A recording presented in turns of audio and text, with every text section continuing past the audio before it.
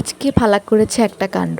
সে বায়না ধরেছে সে তার ভাইয়ের এই টি শার্টটা পরবে, আর এইদিকে আয়াত কিছুতেই পরতে দেবে না। এসব দিয়ে আমি আর ওর বাবা অনেক বুঝিয়ে ওকে টি শার্টটা পরতে দেই। আর এই টি শার্টটা পরার পর ও ভূতের মতো সেজে সবাইকে ভয় দেখাচ্ছিল, আর আমি ওকে আনন্দ দেওয়ার জন্য হাউমাউ খাও বলছিলাম। আর এদিকে আয়াত পাশে ভয়ের সাউন্ড দিচ্ছিল। বাচ্চাদেরকে আনন্দ দেওয়ার জন্য আসলে আমাদের নিজেদেরও বাচ্চা সাজতে হয়, আর ব্যাপারটা ও অনেক এনজয় করছিল আর আমাদেরও অনেক ভালো লাগছিল।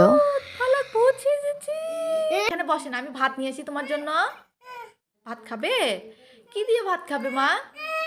আয় দাদা, কেন করতেছো?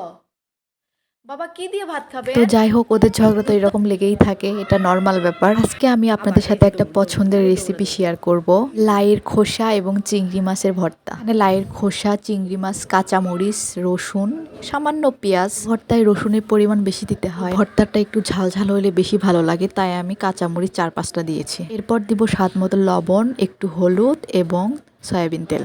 আলাদা কোনো পানি অ্যাড করতে হবে না, লাইয়ের খোসা থেকে অলরেডি পানি বের হয়ে যাবে। আর আমি একটা কথা ভুলে গিয়েছি, আমি এখানে একটু আলু অ্যাড করেছি, ভর্তাটা অনেক মিহি হয়। একটু ভাপিয়ে নেওয়ার পর এটাকে আমি অনবরত নাড়তে থাকবো, হালকা করে একটু ভাজা ভাজা করে নিব, এতে ভর্তার টেস্টটা আরো অনেক ভালো লাগে। আর এক্সট্রা করে আমি আর তেল দেই নাই, দেখেন ভাজতে ভাজতে তেল উঠে এসেছে। এটা ভাজা হয়ে গেলে এটাকে আমি পাটায় বেটে নিব।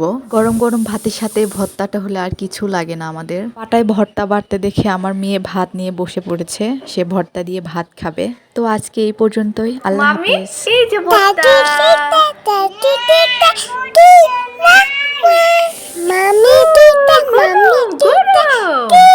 মামি